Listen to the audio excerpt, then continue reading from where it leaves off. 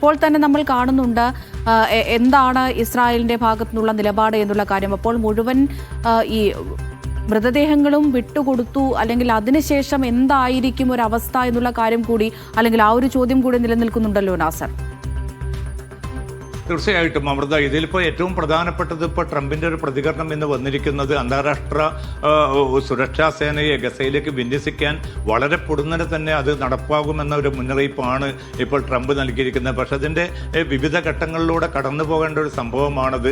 നിരവധി അറബ് രാജ്യങ്ങൾ സേനയെ അയക്കാൻ താല്പര്യം പ്രകടിപ്പിച്ചതായിട്ടും ട്രംപ് വ്യക്തമാക്കുന്നുണ്ട്. പക്ഷേ ഏതൊക്കെ രാജ്യങ്ങൾ എത്ര അളവിലായിരിക്കും സേനയെ വിന്യസിക്കുക എന്നത് സംബന്ധിച്ച ഒരു വ്യക്തമായിട്ടുള്ള ചിത്രം ഇനിയും രൂപപ്പെട്ടിട്ടില്ല. ഏറ്റവും ചുരുങ്ങിയത് 20,000 സൈനികരെയെങ്കിലും ഗസയിൽ കൊണ്ടുവരിക എന്നതാണ്. പക്ഷേ ഈ കൊണ്ടുവരുന്ന വിദേശ സൈന്യത്തിൻ്റെ അവരുടെ സ്കോപ്പ് അല്ലെങ്കിൽ അവരുടെ പ്രവർത്തന രീതി എത്രയായിരിക്കും, അവർക്ക് എത്ര കണ്ട് അവകാശങ്ങൾ ഉണ്ടാകും എന്നത് സംബന്ധിച്ച ചോദ്യങ്ങൾക്കും ഇതുവരെയും തൃപ്തികരമായിട്ടുള്ള ഒരു ഉത്തരം ട്രംപ് ഭരണകൂടം നൽകിയിട്ടില്ല. അതുകൊണ്ട് അതുമായി ബന്ധപ്പെട്ട ചർച്ചകൾ മാത്രമാണ് ഇപ്പോൾ നടക്കുന്നത്.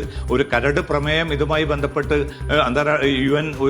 യുഎൻ പൊതുസഭയ്ക്ക് മുമ്പാകെ സമർപ്പിക്കാൻ അമേരിക്ക കൈമാറിയിട്ടുണ്ട്. അതിൽ നിർദ്ദേശിച്ചിരിക്കുന്നത് എല്ലാ രാജ്യങ്ങളുടെയും പങ്കാളിത്തം ഈ ഒരു സേനയ്ക്ക് വേണമെന്നതാണ്. പക്ഷേ ഇസ്രായേൽ, തുർക്കി ഉൾപ്പെടെയുള്ള പല രാജ്യങ്ങളുടെയും സേനകളെ ഇതിൽ അനുവദിക്കുകയില്ല എന്നൊരു നിലപാടും കൈക്കൊണ്ടിട്ടുണ്ട്. പക്ഷേ ഹമാസ് നേരത്തെ തന്നെ വ്യക്തമാക്കിയിരിക്കുന്നത് ഒരു സ്വതന്ത്ര പലസ്തീൻ രാഷ്ട്രം കൈവരുന്ന ഒരു ഘട്ടത്തിൽ മാത്രമാണ് വിദേശ സൈനിക സാന്നിധ്യത്തെ അനുവദിക്കുക. അതും ഏതെങ്കിലും അർത്ഥത്തിലുള്ള പുറത്തുള്ള വൻശക്തി രാജ്യങ്ങളുടെയോ മറ്റോ ഒരു സേനയെയും അനുവദിക്കുകയില്ല എന്നൊരു നിലപാടിൽ ഹമാസും ഉറച്ചു നിൽക്കുകയാണ്. അതുകൊണ്ട് ഇതിന്റെ രണ്ടാം ഘട്ടത്തിന്റെ ഭാഗമായിട്ടൊരു അന്താരാഷ്ട്ര സുരക്ഷാ സേനയെ വിന്യസിക്കുമ്പോൾ ഹമാസിനെ വിശ്വാസത്തിലെടുക്കാൻ എത്ര കണ്ട് മധ്യസ്ഥ രാജ്യങ്ങൾക്ക് സാധിക്കും? അതല്ല, ഹമാസിനെ പൂർണ്ണമായിട്ടും നിരായുധീകരിച്ചുകൊണ്ട് തങ്ങളുടേതായിട്ടുള്ള ഒരു വിദേശ കൊളോണിയൽ സേനയെ അവിടെ നിലനിർത്തുകയാണോ ഇസ്രായേലും അമേരിക്കയും താല്പര്യമെടുക്കുന്നത് എന്നതുൾപ്പെടെയുള്ള ചോദ്യങ്ങൾക്കും വരും ദിവസങ്ങളിൽ മാത്രമായിരിക്കും ഇപ്പോൾ ചർച്ചകളൊക്കെ നടക്കുന്നുണ്ട് എന്ന് പറയുമ്പോഴും അതിഭീകരമായ ക്രൂരത ഇസ്രായേലിന്റെ ഭാഗത്ത് നിന്ന്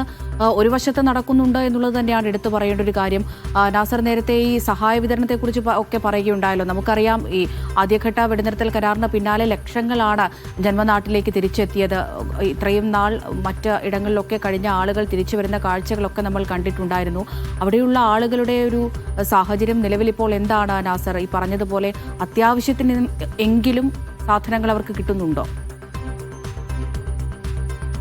വളരെ തീക്ഷ്ണമായിട്ടുള്ള ഒരു അവസ്ഥയിലൂടെ തന്നെയാണ് ഗസയിലെ ഈ ജനത, ഏതാണ്ട് 20 ലക്ഷത്തിലധികം വരുന്ന ജനത മുന്നോട്ട് പോകുന്നത്. 2 കൊല്ലത്തെ ഏറ്റവും തീക്ഷ്ണമായിട്ടുള്ള യുദ്ധം ഒരു ഭാഗത്ത്, ഇപ്പോൾ പോലും തുടർന്നുകൊണ്ടിരിക്കുന്ന ആക്രമണങ്ങൾ മറുഭാഗത്ത്. ഏതാണ്ട് 81% ഗസയിലെ കെട്ടിടങ്ങളും ഇല്ലാതാക്കിയെന്ന് UN റിപ്പോർട്ട് തന്നെ വ്യക്തമാക്കുന്നു. അപ്പോൾ താൽക്കാലിക താമസ സൗകര്യങ്ങൾ പോലും ഇല്ലാതെ ഈ തകർന്നു വീണ പല കെട്ടിടങ്ങളുടെയും ചേർന്നുകൊണ്ട് ചെറിയ സൗകര്യങ്ങളിൽ മാത്രം ജീവിക്കുന്ന ജനതയ്ക്ക് ഏറ്റവും പ്രധാനപ്പെട്ടത് വേണ്ടത് ഭക്ഷണം, വെള്ളം, മരുന്ന് ഉൾപ്പെടെയുള്ള അടിസ്ഥാന കാര്യങ്ങളാണ്. നിത്യം 600 ട്രക്കുകൾ അനുവദിക്കുമെന്ന് വ്യക്തമാക്കിയെടുത്ത് ഇപ്പോൾ 100-125 ട്രക്കുകൾ മാത്രമാണ് അനുവദിക്കുന്നത്. അതിൽ തന്നെയും ഈ താൽക്കാലിക താമസ സംവിധാനങ്ങളോ സൗകര്യങ്ങളോ നൽകാൻ അനുവദിക്കാൻ ഇസ്രായേൽ നേതൃത്വം തയ്യാറാവുന്നില്ല.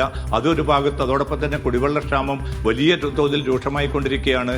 ഏതാണ്ട് 40ഓളം ആശുപത്രികൾ ഉണ്ടായിരുന്ന സ്ഥലത്ത് നിന്നിപ്പോൾ 10-12 ആശുപത്രികൾ മാത്രമാണ് പേരിനെങ്കിലും പ്രവർത്തിക്കുന്നത്. അവിടെ പോലും മരുന്നോ മറ്റ് ഉപകരണങ്ങളോ ഇല്ല. ഒരു 15,000 പേരെങ്കിലും അടിയന്തരമായിട്ടുള്ള ചികിത്സയ്ക്ക് വേണ്ടി, വിദഗ്ധ ചികിത്സയ്ക്ക് വേണ്ടി ഗസക്ക് പുറത്തേക്ക് കൊണ്ടുപോകണമെന്ന് UN തന്നെ നിർദ്ദേശിച്ചിട്ടുണ്ട്. അക്കാര്യത്തിലും ഒരു നടപടിയുമായിട്ടില്ല. അതായത് ദുരിതപൂർണമായിട്ടുള്ള അവസ്ഥ ആ വെടിനിർത്തൽ സമയത്ത്, ആക്രമണ വേളയിൽ മാത്രമല്ല, ഒക്ടോബർ 10 മുതൽ ആരംഭിച്ച ഈ ഇപ്പോൾ തുടരുന്ന ഈ വെടിനിർത്തൽ ഘട്ടത്തിലും ശക്തമായി തന്നെ തുടരുകയാണ്. അതുകൊണ്ട് പലസ്തീൻ ജനതയുടെ നോവുകൾ, അവരുടെ ദുരിതങ്ങൾ അറുതിയില്ലാതെ തന്നെ തുടരുന്നു എന്നതാണ് ഏറ്റവും അവസാനം ലഭ്യമാവുന്ന ഏറ്റവും പ്രയാസകരമായിട്ടുള്ള ഗസ ചിത്രം എന്നത്.